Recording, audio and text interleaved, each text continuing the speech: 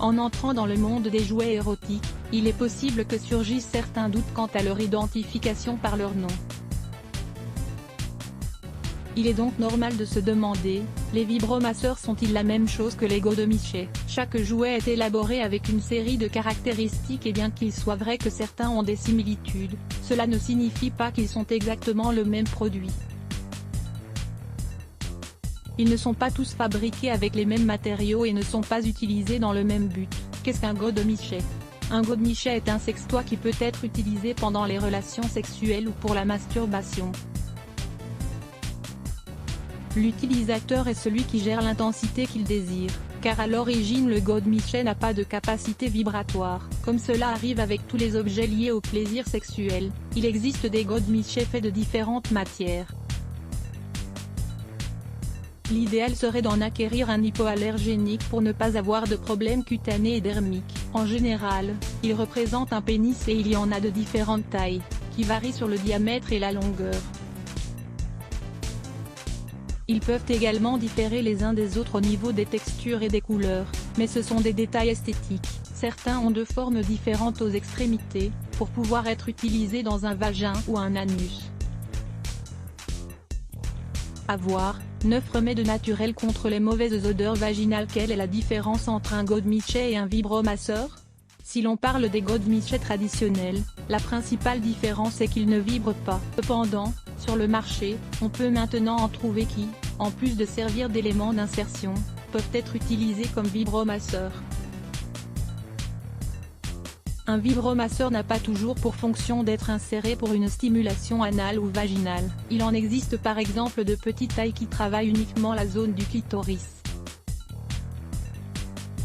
Il est également possible de trouver d'autres vibromasseurs que l'on peut utiliser pour faire des massages sur différentes parties du corps. Ils peuvent aussi varier en taille, en texture et en couleur. Quelques conseils pour choisir un godomichet selon vos préférences. Identifiez quel type d'expérience vous intéresse.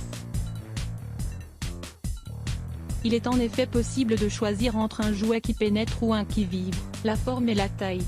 Demandez-vous avec quel jouet vous obtiendrez le plus de plaisir, et assurez-vous que celui pour lequel vous opterez rentre dans votre sac de voyage.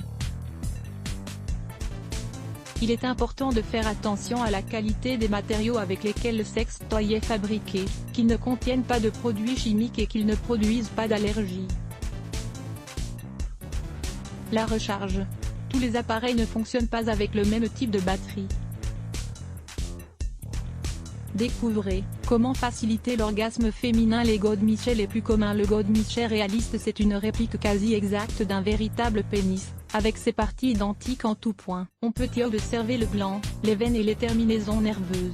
Dans certains magasins sont même proposés des godomichets sur mesure.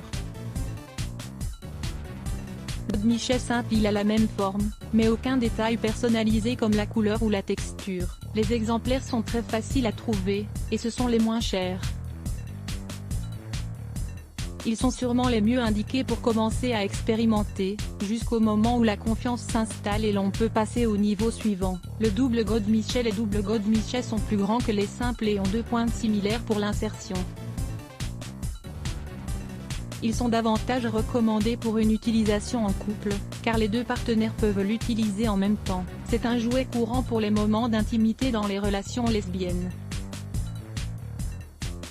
Le godomichet pour atteindre le point G chez les femmes. La stimulation du point G est une source de plaisir qui provoque des sensations intenses. Il n'est pas toujours possible de créer cette fameuse stimulation avec les mains, ce qui rend ces godomichets-là encore plus spéciaux. Leur pointe a une petite courbe qui accompagne la recherche de cette fameuse zone érogène. 5. Le godomichet anal. Les godomichets anaux sont plus fins et certaines marques ont la pointe légèrement inclinée.